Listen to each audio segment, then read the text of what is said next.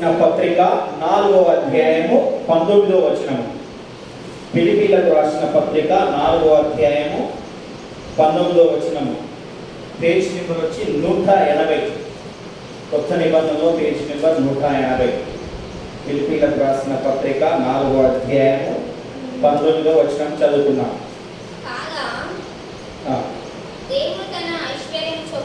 కాగా దేవుడు తన ఐశ్వర్యం చొప్పున క్రీస్తు యేసునందు మహిమలో మీ ప్రతి అవసరము తీర్చును. ప్రార్థించుకున్నాం. ప్రేమ నమ్మకం కలిగిన యేసయ్య, నీకు వేలాది కోట్ల వందనాలు, స్తుతులు స్తోత్రాలు చెల్లించుకున్నాం తండ్రి. వాక్యం చెప్తుండగా తండ్రి, నీ జ్ఞానాన్ని మాకు దయచేయమని వేడుకుంటున్నాం తండ్రి. వీరికి కూడా వినగల చెవులు, గ్రహించగల మనసును మీరు దయచేయమని వేడుకుంటాం తండ్రి. విన్న వాక్యం నెమరు వేసుకునే బాధ్యతను వారికి దయచేయమని తండ్రి. తండ్రి, మీరే మాదర మహిమ పొందమని వేడుకుంటున్నాం తండ్రి. ఏం చెప్పాలో ఏం చెప్పకూడదో మీరు నేర్పించమని వేడుకుంటున్నాం తండ్రి.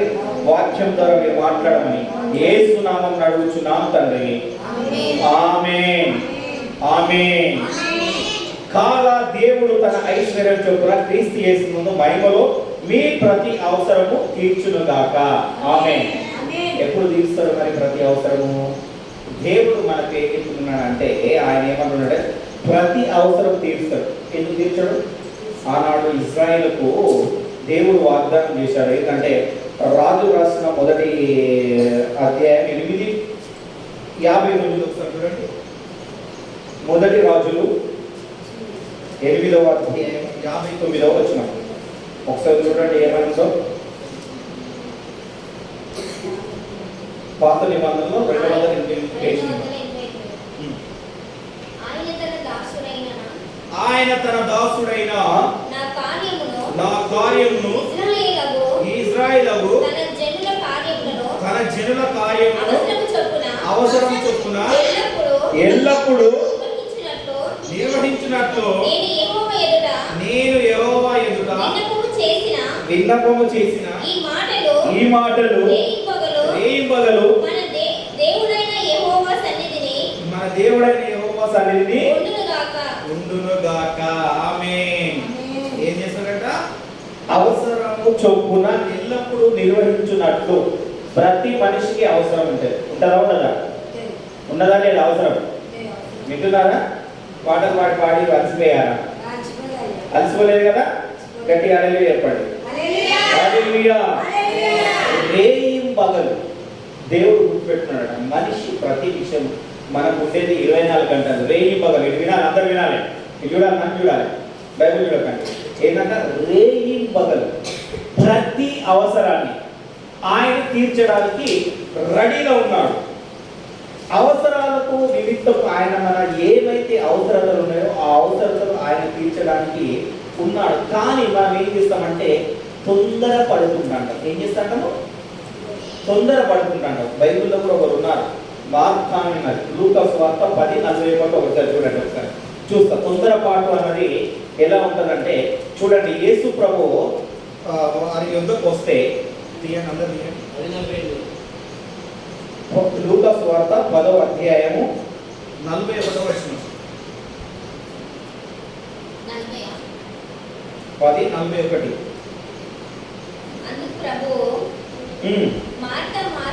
మార్తా మార్తా నీ అనేక పనుల గూర్చి విచారణ కలిగి తొందరపడుచున్నావు గాని అవసరమైనది ఒక్కటే, అది ఉత్తమమైన దానిని ఏర్పరచుకొనెను. అది ఆమె యుద్ధ నుండి తీసివేయబడదని ఆమెతో చెప్పెను. హల్లెలూయా. యేసు ప్రభు వచ్చాడు. వాళ్ళ ఇంటికి వచ్చినప్పుడు ఏం చేస్తున్నారంటే విస్తారమైన పనుల గురించి తొందరపడుతున్నారు. చాలా మంది ఏంటంటే పనుల విషయంలో మాత్రమే తొందరపడుతున్నారు. ఆదివారం ఆరాధనకు రాకుండా ఏం చేస్తారు? పనుల విషయాల్లో మాత్రమే తొందరపడుతున్నారు. దేవుని సన్నిధిలో గడపాలని ప్రతి ఒక్కరికి ఉంటది, కానీ ప్రతి ఒక్కరికి ఉంటది. కానీ ఏం చేస్తారంటే చిన్న చిన్న పనుల వల్ల తొందరపడుతున్నారు. ఏం చేస్తారంటే ఏదైనా మనం ఇంట్లో కానీ ఏదైనా ఫంక్షన్ కానీ ఏదైనా పెట్టుకున్నా కానీ పాస్టర్ వచ్చాడు అనుకో, తొందర గబగబా పని చేస్తున్నాడు. ఏం చేస్తాడు? గబగబా పని చేస్తాడు. పాస్టర్ వచ్చాడు, అయ్యగారు వచ్చాడు, ఆరాధన జరపాలి ఇంట్లో అని ఏం చేస్తాడు? గబగబా పని చేస్తాడు. ఎందుకంటే విస్తారమైన పనులు పెట్టుకుంటాను. ఏం చేసుకుంటారు? పాస్టర్ వస్తున్నాడంటే విస్తారమైన పనులు.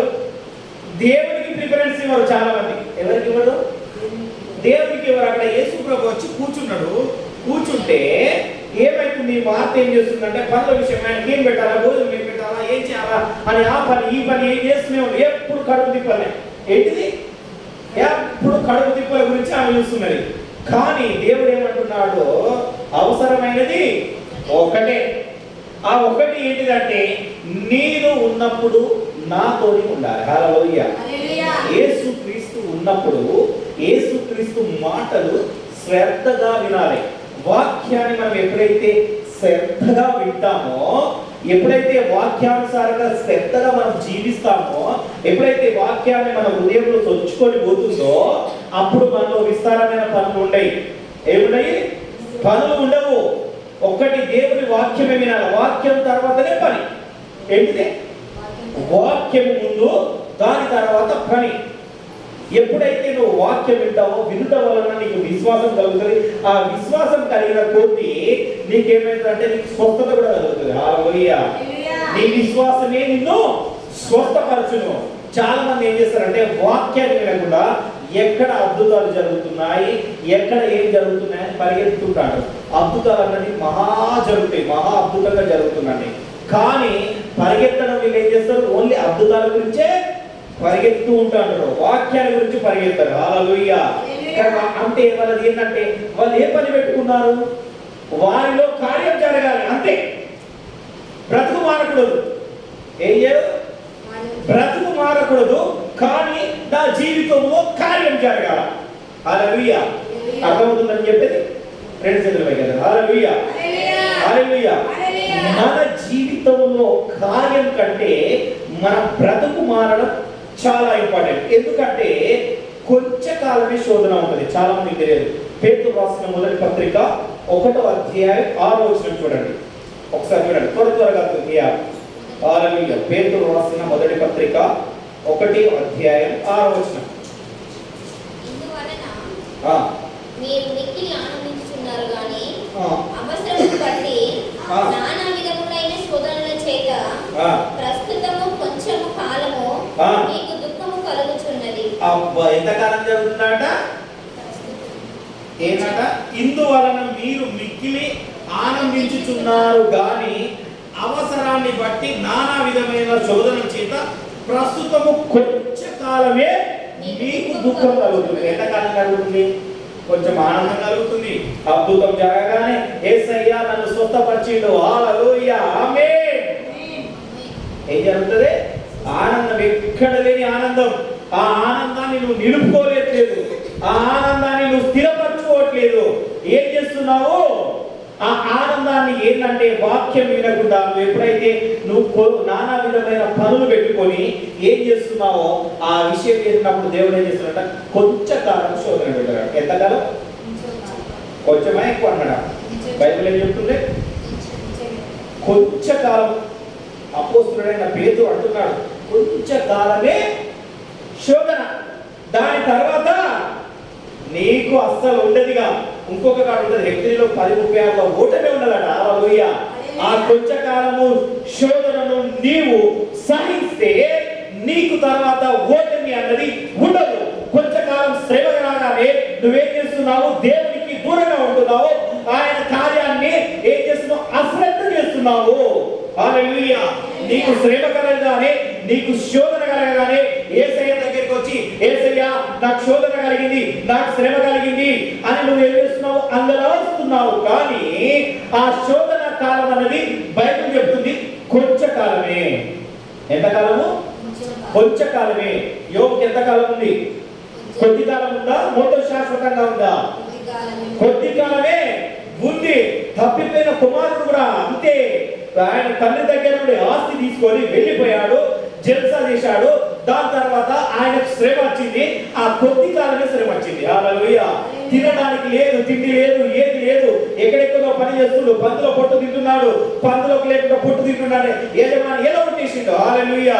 ఏం చేసిండు? కొంచెం కాలం శ్రమ రాగానే ఏం చేసిండంటే రిలీజ్ అయిపోయాడు. ఏం చేశాడు? ఆ కుమారుడు రిలీజ్ అయిపోయి, నా తండ్రి యొద్ద అనేకమైన పనివారు ఉన్నారు, అక్కడికి వెళ్ళి ఒక పనివారిగా బతుకుతా. ఏమన్నాడు? పనివారిగానే బ్రతుకుతా, నేను వేరే వాడిగా బ్రతకడానికి రాలే. ఆయన ఏమనుకున్నాడు మనసులా?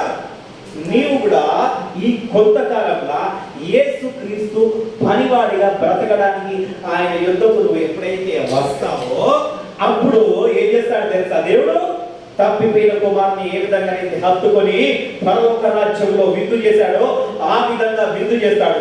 నీ శోధనలు నువ్వు సహించాలి కొంతకాలం. హల్లెలూయా. నీవు దేని గురించి చూడాలి? వాక్యం గురించి చూడాలి. వాక్యాన్ని నెమరు వేసుకోవాలి. వాక్యానుసారంగా నువ్వు నడవాలి. హల్లెలూయా. ఎప్పుడైతే నువ్వు వాక్యంతో నడుస్తావో, వాక్యానుసారంగా నడుస్తావో అప్పుడు ఏంటంట నీకు ఓటమి ఉండనే ఉండదు. హల్లెలూయా. ఒకసారి చూసుకున్నాం ఏప్రిల్ రాసిన పత్రిక 10వ అధ్యాయం 36వ వచనం చూడండి. మీరు దేవుని చిత్తం నెరవేర్చిన వారై, మీరు దేవుని చిత్తం నెరవేర్చిన వారై వాగ్దానం పొందు నిమిత్తము మీకు ఒరిమి అవసరమై ఉన్నది. మీకు ఒరిమి అవసరమై ఉన్నది. హల్లెలూయా. ఏమన్నారా? దేవుడు ఒక వాగ్దానాన్ని ఇచ్చాడు. ఏమి ఇచ్చాడు? వాక్యం దాన్ని ఇచ్చాడు. వాక్యమై ఉన్న యేసు వందనమయ్యా. హల్లెలూయా. వాక్యమే. వాక్యం కాకుండా అందరూ దేని గురించో పరిగెత్తుతూ ఉంటాడు. హల్లెలూయా. ప్రతి దానికి ఎక్కడ ఏం జరుగుతుందా, ఎక్కడ ఏం మేలైనదా, ఎక్కడ ఏ మేలు ఉన్నదా అని ఏం చేస్తాడు? చాలా మంది పరిగెత్తుతుంటారు. కొంతమంది ఏం చేస్తున్నారంటే ఈ స్క్రీన్ల మీద దాని గురించి పరిగెత్తుతున్నారు. హల్లెలూయా. పాస్టర్ ఉన్నాడు, ఏముంటాడు, ఎక్కడో ఉంటాడు, ఇక్కడ స్క్రీన్ చేస్తారు. హల్లెలూయా. ఏం చేస్తారు? ఆ స్క్రీన్ గురించి పరిగెత్తుతుంటాడు. హల్లెలూయా. అక్కడ వాక్యం ఉందా? వాక్యం లేదు. హల్లెలూయా. ఏముంది? అది సాతానుకు సంబంధించినది. అర్థమైందా? దేవుడు ఇచ్చాడు, ఒక వాగ్దానాన్ని ఇచ్చాడు. ఏమిచ్చాడు? నీకు ప్రతి అవసరాన్ని ఏం చేస్తాడంట? ఫిలిప్పీయులు 4:19 ఏం చేస్తున్నాడు? ఏం జరుగుతున్నాం? ప్రతి అవసరం ఎవరైనా ఒకసారి చూడండి. ఒకసారి ఫిలిప్పీయులు 4:19 కాగా దేవుడు తన ఐశ్వర్యం చొప్పున క్రీస్తు యేసునందు, ఎవరినందు? క్రీస్తు యేసునందు మహిమలో మీ ప్రతి అవసరం. మరి ఆయన మహిమ అవసరం కూడా కాదా? ఆయన మహిమలోనే కదా మన ప్రతి అవసరం తీర్చబడింది. అవునా కదా? ఆ అవసరాలు మనకు తీర్చబడుతున్నాయి అంటే దేవుని మహిమ గుర్తుపెడతాం. ఆ మహిమ నీలోనికి నాలోనికి రావాలంటే ఏం చేయాలి? మనము వాక్యాన్ని వినాలి. వాక్యానుసారంగా ఎప్పుడైతే నువ్వు జీవిస్తావో అప్పుడే నీ అవసరతలు ఏం చేస్తాయి? అర్థమైందా కదా? మన అవసరతలు, మన ఇరుకులు, మన ఇబ్బందులు ఏది ఉన్నా కానీ ఏంటంటే కొంతకాలమే. నువ్వు కొంతకాలానికే నువ్వు ఏం చేస్తున్నావు? సనుక్కుంటున్నావు, గురుకుంటున్నావు, ఎక్కడెక్కడికో పరిగెత్తుతూ ఉంటారు. చాలా మంది ఏం చేస్తారంటే ఏవో ఇక్కడ మేలు జరగలేదు అనుకో, కానీ ఇంకొకడ మేలు జరుగుతుందేమో, అక్కడికి ఇక్కడికి ఊరికే పరిగెత్తుడు ఎప్పటికీ పరిగెత్తుతూనే ఉంటా అంటారు. హల్లెలూయా. ఏం చేస్తారు? పరిగెత్తడమే. ఆ పరిగెత్తడం ఎప్పుడైతే నువ్వు ఆపేసి ఆ శోధనను ఎప్పుడైతే నువ్వు జయించుతావో అప్పుడు నీ అవసరాలన్నీ క్రీస్తు యేసునందు అన్ని తీరిపోతాయి. హల్లెలూయా. ఎందుకంటే ఆయనే శోధన ఇచ్చేవాడు, ఆయనే తీసివేయవాడు, ఆయనే. హల్లెలూయా. నిన్ను భూమి మీదకి పంపించాడు. ఎందుకంటే నువ్వు ఎంతవరకు భూమి యందు నాకు నమ్మకముగా జీవిస్తావు. అర్థమవుతుందా? ఈ భూమి యందు ఎంతసేపు నీవు నాకు నమ్మకంగా ఉంటావు. హల్లెలూయా. కొంతమంది ఏం చేస్తారంటే ఆఫీస్లో పనివారు ఏం చేస్తారంటే పని చేసే వాళ్ళ మీద మొత్తం వదిలేసి వెళ్ళిపోతారు. వీళ్ళు ఎంతవరకు నా మీద నమ్మకంగా ఉంటున్నారా అని ఏం చేస్తారంటే సీసీ కెమెరాలో పెట్టుకుంటాడు. ఏం చేస్తారు? సీసీ కెమెరాలో చూస్తున్నాడు. అర్థమవుతుందని చెప్పేది మంచిగా విన్నారా? నమ్మకంగా సీసీ కెమెరాలు పెట్టుకొని చూస్తున్నాడు అన్నమాట. ఏమంటారంటే వీళ్ళు ఎంతవరకు నాకు నమ్మకంగా ఉన్నారు, ఏం చేస్తున్నారు, నేను లేనప్పుడు నాకు నమ్మకంగా ఉంటున్నారా, పని చేస్తున్నారా, నేను అప్పగిన పనిని సక్రమంగా నెరవేరుస్తున్నారా లేదా? అర్థమవుతుందా? అర్థమవుతుందా? నిద్ర వస్తుందా? నిద్ర వచ్చిన చెప్పండి. హల్లెలూయా, హల్లెలూయా, హల్లెలూయా. ఆ పనిని ఎలా చేస్తున్నారని చూస్తూ దాన్ని ఏం చేస్తాడు? గ్రహిస్తూ ఉంటాడు అన్నమాట. హల్లెలూయా. ఆ గ్రహింపు, వారి నమ్మకము ఎంత నమ్మకంగా నిలబెట్టుకుంటారో, యజమానుడికి ఎంత లాభం తీసుకొస్తారో అంతగా ఆ పనివాన్ని మంచిగా చూసుకుంటాడు యజమాని. ఏం చేస్తాడు? డబ్బు విషయంలో కానీ ఏ విషయంలో కానీ ఏం చేస్తాడు? సరి సమానంగా చూసుకుంటాడు, ఏ లోటు లేకుండా చూసుకుంటాడు. ఆయన ప్రతి అవసరాన్ని కూడా తీరుస్తాడు. ఎందుకంటే ఆ కొంచెంలోనే నమ్మకంగా ఉన్నావు. భలే నమ్మకమైన దాసుడా. హల్లెలూయా. తలంతులు మాట్లాడుకోవచ్చు అనమాట. హల్లెలూయా. భలే నమ్మకంగా ఉండాలి. దేవుని యందు మనం కూడా ఏం చేయాలా? నమ్మకంగా. కొంచెంలోనే, ఎంతలా? కొంచెంలోనే. నీకు బాధ కలిగినా, ఎరుగు కలిగినా, ఇబ్బంది కలిగినా ఆయన ఎదుట ఆ నమ్మకంగా ఎప్పుడైతే ఉంటావో, నీ అవసరం ఏమున్నదో ఆయనకు తెలుసు కనుక నీ అవసరము తీర్చడానికి ఆయన సమర్థుడు. హల్లెలూయా, హల్లెలూయా. సమర్థత కలిగిన వాడు కనుక ఆయన మన అవసరములు తీర్చును, మనకు క్షేమాభివృద్ధి కలిగిస్తారు. హల్లెలూయా. ఎఫెసీయులకు రాసిన పత్రిక 4వ అధ్యాయం 29వ వచనం చూసుకున్నాం. ఎఫెసీయులకు రాసిన పత్రిక 4వ అధ్యాయం 29వ వచనం. వినువారికి మేలు కలుగునట్టు అవసరము బట్టి క్షేమాభివృద్ధికరమైన అనుకూల వచనమే పలుకుడు గాని ఆ దుష్పరమే ఏదైనా. హల్లెలూయా. ఏంటంట? మనము ఏ క్షేమం, నీకు ఎంత కీడు జరిగినా, ఎంత ఎప్పుడు కలిగినా, ఎంత ఇబ్బంది కలిగినా నీ నోటి నుండి ఏ మాట రావాలంట? అనుకూలమైన మాట, క్షేమాభివృద్ధిమైన మాట. హల్లెలూయా. కొంచెం శ్రమ కలగానే దేవుడు నన్ను చూస్తలేడా, ఈ శ్రమ నాకే కలిగింది, చుట్టుపక్కల అందరూ మంచిగానే ఉన్నారు, వాళ్ళు మంచిగానే ఉన్నారు అన్న మాట రాకూడదు. హల్లెలూయా. క్షేమకరమైన మాట. ఏ మాట? క్షేమాభివృద్ధికరమైనది. హల్లెలూయా. ఎంత బాధ వచ్చినా, లేవలేని పరిస్థితుల్లో జ్వరం వచ్చినా, నా లేవలేని ఎంత ఉన్నా కానీ నా నోటి నుండి ఏమొచ్చిందంటే, యేసయ్యా ఈ పరిస్థితి ఇచ్చినావు, అందును బట్టి నీకు స్తోత్రం కన్నా. హల్లెలూయా. ఎప్పుడైతే ఆ మాట, ఎప్పుడైతే ఆయనకు స్తోత్రము గానము చేస్తున్నానో బలం పెరుగుతుంది. హల్లెలూయా. నీకెంత కష్టం వచ్చినా, ఎంత ఎత్తులు వచ్చినా కానీ, అందుకనే దేవుడు ఏమన్నాడు? కొద్ది కాలం అన్నాడు. పేతురు ఏమన్నా కొద్ది కాలం అన్నాడా? మొత్తం నీ శాశ్వత కాలం చనిపోయే వరకు ఉంటుంది అన్నాడా? ఏ శ్రమ కలిగినా గుర్తుపెట్టుకోండి, ఏ ఇబ్బంది కలిగినా, ఏం కలిగినా నీకు కలిగేది ఏదైనా కొద్ది కాలమే. కనుక ఆ కొద్ది కాలంలో నీ నోటి నుండి ఏమి రావాలంట? క్షేమాభివృద్ధి అయిన మాటలు రావాలి. కానీ ఏది దుర్భాషమైనది నీ నోటికి రానివ్వకూడదు. గుర్తుపెట్టుకో, ఏం రాకూడదు? దుర్భాషమైనది రానివ్వకూడదు. నువ్వు ఎలాంటి పరిస్థితిలో ఉండు, మొత్తం నువ్వు గుంతల పడ్డ, నీ మీద ఇంకో 10 మంది వచ్చి రాలేని, అర్థమవుతుంది అని చెప్పేది. నువ్వు గుంతల పడు, దాన్ని బట్టి నీ మీద మొత్తం రాలేని, కానీ నువ్వేం చేయాలా?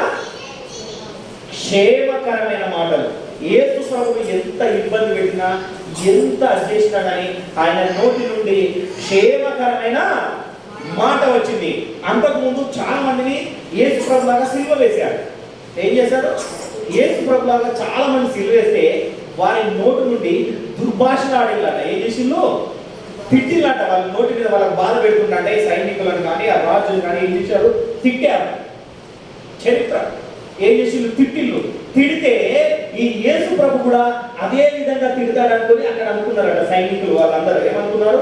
ఆ సైనికులకు అప్పుడే మాకు మనసు వచ్చింది. చాలా మందికి తెలియదు, చాలా మందికి బైబిల్ చదివి మనకు స్పష్టంగా చదివితే అర్థమవుతుంది. అంటే యేసు ప్రభుని అంత కొట్టి అంత చేసినా కానీ యేసు ప్రభు నోటి నుండి ఏమన్నమాట వచ్చిందంటే, తండ్రి మీరేం చేయించున్నారో వీరు ఎరగరు కనుక వీరిని క్షమించు అని ఆయన నోటి నుండి ఏ మాట వచ్చింది?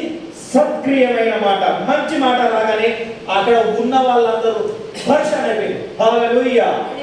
ఇంత ఇబ్బంది పెట్టినాము, ఇంత బాధ పెట్టినాము, ప్రతి వాడిని సిలువేసినాం, ఎంతో మందిని ఈయనకంటే ముందు చాలా వందల మందిని వేసినాం, కానీ వాళ్ళు ప్రతి ఒక్కరు ఇష్టం వచ్చినట్టుగా నోటికి వచ్చినట్టుగా మాట్లాడిళ్ళు, దుర్భాషలాడిళ్ళు. కానీ ఈయన ఎవరు, ఈయన ఏం చేస్తున్నారో ఏం తెలియదు కనుక మనల్ని క్షమించు అని ఆయన తండ్రికి ఈయన మొదలుపెడుతున్నాడు. ఈయన నిజముగా దేవుని కుమారుడే. హల్లెలూయా. ఏమొచ్చింది? నిజంగా నువ్వు కూడా దేవుని కుమార్తెవు, కుమారుడివి కావాలంటే నీ నోటి నుండి ఏం రావాలి? సమయాన్ని బట్టి. ఒకసారి చూడండి ఎక్కడ ఉంటుందంటే తీతుకు రాసిన పత్రిక 3:16 చూడండి. తీతుకు రాసిన పత్రిక సమయాన్ని బట్టి పేజ్ నెంబర్ కూడా తీయండి, చెప్పండి నాకు తీసినట్టు.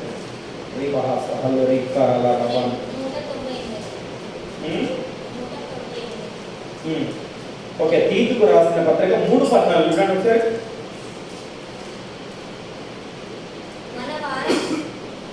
మన వారును నిష్ఫలులు కాకుండా నిమిత్తము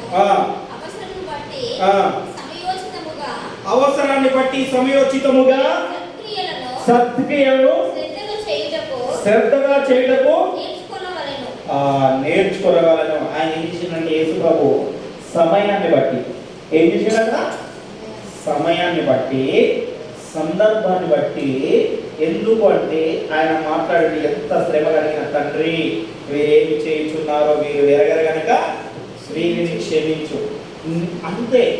అక్కడ ఆయన కనుక నోరు ఒక్క మాట జారి ఉండనుకో, ఒక్కసారి పరలోకం నుండి దేవదూతలంతా దిగి వచ్చి తలకిందులుగా చేసేటది. హల్లెలూయా. అవునా కదా? తలకిందులుగా చేయొచ్చు, ఆయన చేయగలడు. కానీ ఆయన వచ్చి ఎంత శ్రమ పొందినా, ఎంత చేసినా ఆయన నోటి నుండి ఆ వచ్చిన మధురమైన మాటలు, ఆయన సమయాన్ని బట్టి ఏం చేసాడు? అక్కడ సమయాన్ని బట్టి సమయోచితంగా అక్కడ నడవవలసిన నడవడికలో నడుచుకున్నాడు. మనం ఏ నడవడికలో నడుచుకుంటున్నాం దేవుని విషయంలో? హల్లెలూయా. మరి ప్రతి అవసరం తీర్చాలంటే ఏం చేయాలి? మరి నీ అవసరం, ప్రతి అవసరం తీర్చాలి అంటే నువ్వు ఏ విధంగా నడుచుకుంటున్నావు? నీకు బాధ కలగానే దేవుడిని కొచ్చవేస్తున్నావా? హల్లెలూయా. చాలా మంది ఏం చేస్తారంటే, చాలా మంది నేను చెప్తున్నాను దేవుడికి కొచ్చవేస్తున్నాను. ఏం చేస్తారు? దేవుడికి కొచ్చవేస్తున్నా అంటారు. అందరి పరిస్థితి బాగానే ఉంది. మనకంటే వేరే వారు, యేసు ప్రభువును నమ్ముకొని వారు బాగానే ఉన్నారు. వాళ్ళ పరిస్థితి మంచిగానే ఉంది. వాళ్ళు ఎంత బాగా ఉన్నారు, ఎంత బాగా తిరుగుతున్నారు. కానీ నీ పరిస్థితి ఎక్కడేసిన దొంగల్లా అక్కడనే ఉంది అన్న బాధ ప్రతి మనసులో తాకుతున్నాడు. అవునా కదా? హల్లెలూయా. అందుకని ఇలా మనసులో తాకుతుంది కాబట్టి మీకు క్వశ్చన్ వేస్తున్నా, మీరు ఏ విధంగా ఉండాలనుకుంటున్నారు? దరిద్రంగా ఉండాలనుకుంటున్నారా? దరిద్రంగా ఉండాలనుకుంటున్నారా? హల్లెలూయా. చెప్పాలా? నేను అడిగిన క్వశ్చన్ చెప్పాలా? నోరు తెరవాలా? దరిద్రంగా ఉండాలనుకుంటున్నారా? దరిద్రంగా ఉండాలనుకుంటున్నారా? హల్లెలూయా. ధనవంతులుగా ఉండాలనుకున్న వాళ్ళు చేయెత్తండి, దరిద్రంగా ఉండాలనుకున్న వాళ్ళు చేయెత్తండి. హల్లెలూయా. హల్లెలూయా. ధనవంతుడు ఎక్కడ ఉన్నాడు? దరిద్రుడు ఎక్కడ ఉన్నాడు? హల్లెలూయా. ఎక్కడ ఉన్నాడు? నువ్వు ఇతరులతో పోల్చుకుంటున్నావు. నువ్వు సజీవుడైన యేసు ప్రభుతో జీవిస్తున్నావు కనుక నీ అవసరం ఏందో, నీకు ఏది కావాలో ఆయనకు తెలుసు. అర్థమవుతుందా నేను చెప్పేది? మంచిగా వినండి. నీకేం కావాలో ఆయనకు తెలుసు. ఆ ధనవంతుడు బొక్క తిని వేస్తే ఈ దరిద్రుడు ఆయన దగ్గర తీసుకుని ఆయన నోటి కాడి తినేవాడు. హల్లెలూయా. ఏం చేసేవాడు? ఆయన నోటి కాడి తినే దరిద్రుడు ఏం చేశాడు? ఆయన ఏదైనా ఉంచితే, ఆయన కంచం ఉంచితే వదిలేస్తే తిని బ్రతికి జీవనాన్ని గడిపినవాడు. కానీ వారి అవసరము యేసుక్రీస్తుకు తెలుసు. వాడికి ఆకలి అవుతుందంటే ఎవరితో కొంతమైతే భోజనం ఇప్పిస్తాడు. వాడు ధనవంతుడు ఎవడో ఏమో తెలియదు, వీని ఆకలి అవుతుంది, వారి భోజనం అయితే ఇప్పిస్తున్నాడు. కానీ వారి స్థానం ఎక్కడ ఉంది? పరలోకంలో ఉన్నది. ధనవంతుడి స్థానం ఏమున్నదంటే వాడి కాళ్ళ కింద ఉన్నది. హల్లెలూయా. దరిద్రుడి కాళ్ళ కింద తల కిందగా మారిందన్నమాట. ఏమైంది? మారింది. అంటే వాడు సత్క్రియ, వాడి సత్క్రియ ప్రకారం వాడు నడుచుకున్నాడు. హల్లెలూయా. నీ సత్క్రియ ప్రకారం నువ్వు ఎప్పుడైతే నడుచుకుంటావో నీ అవసరము ఆయనకు తెలుసు. క్రీస్తు యేసునందు మహిమలో ప్రతి అవసరం నీ యొద్దకు వచ్చేస్తాడు. హల్లెలూయా. హల్లెలూయా. నేను ధనవంతుడిగా చేయాలనుకుంటే ధనవంతుడిగా చేస్తాడు. నీకు మంచి ఉద్యోగం ఇవ్వాలంటే ఉద్యోగం ఇస్తాడు. మంచి ఇల్లు కట్టాలంటే ఇల్లు కట్టిస్తాడు. మంచి కారు కావాలా కారు ఇస్తాడు. మంచి బండి కావాలా మంచి ఇస్తాడు. మంచి డ్రెస్ కావాలా మంచి డ్రెస్ ఇస్తాడు. నీ పిల్లల్ని ఆశీర్వదించాలని ఆశీర్వదిస్తాడు. ఎప్పుడు ఆశీర్వదిస్తాడు? ఆయన సత్క్రియ. అలాగే ఒక లాస్ట్ మాట చెప్పి నేను మొదలు పెడతాను. రోమీయులకు రాసిన పత్రిక 12:13 చూడండి. ఇదే లాస్ట్ మాట. దీని తర్వాత ప్రార్థన చేస్తాం. రోమా నిరీక్షణ గల వారై సంతోషించుము. 12:13. పరిశుద్ధుల అవసరములలో పాల్పొందుచు. ఎవరి అవసరంలో అన్నాడ? పరిశుద్ధుల అవసరములో. పరిశుద్ధుల అవసరములో పాలు పొందుచు శ్రద్ధగా ఆతిథ్యము ఇచ్చుచుండిరి. అబ్బబ్బబ్బబ్బా, హల్లెలూయా. ఏం చేయాలంట? మరి నువ్వు దేవుని యొక్క కూర్చోవాలంటే ఆ దరిద్రుడు ఏం చేసిండు? యేసు ప్రభుతోని సంబంధం కలిగి ఉన్నాడు. పరిశుద్ధులతో. ఎవరితోని? మీరందరూ ఎవరు? పరిశుద్ధులు. హల్లెలూయా. యేసు క్రీస్తునందు ప్రతి అవసరము తీర్చబడి రక్షింపబడి మీరు పరిశుద్ధులుగా ఎంచబడిన వారు. ఎవరు మీరు? యేసయ్య తన రక్తంతో మిమ్ముల కడిగి ఆయన సొత్తుగా చేసుకున్నాడు. హల్లెలూయా. ఏం చేసుకున్నాడు? సొత్తుగా చేసుకున్నారు. కాబట్టి మీరు పరిశుద్ధులు. పరిశుద్ధులతో సహవాసం కలిగి ఉండాలట బైబిల్ చెప్తుంది. మరి ఎంతమంది కలిగి ఉన్నారు?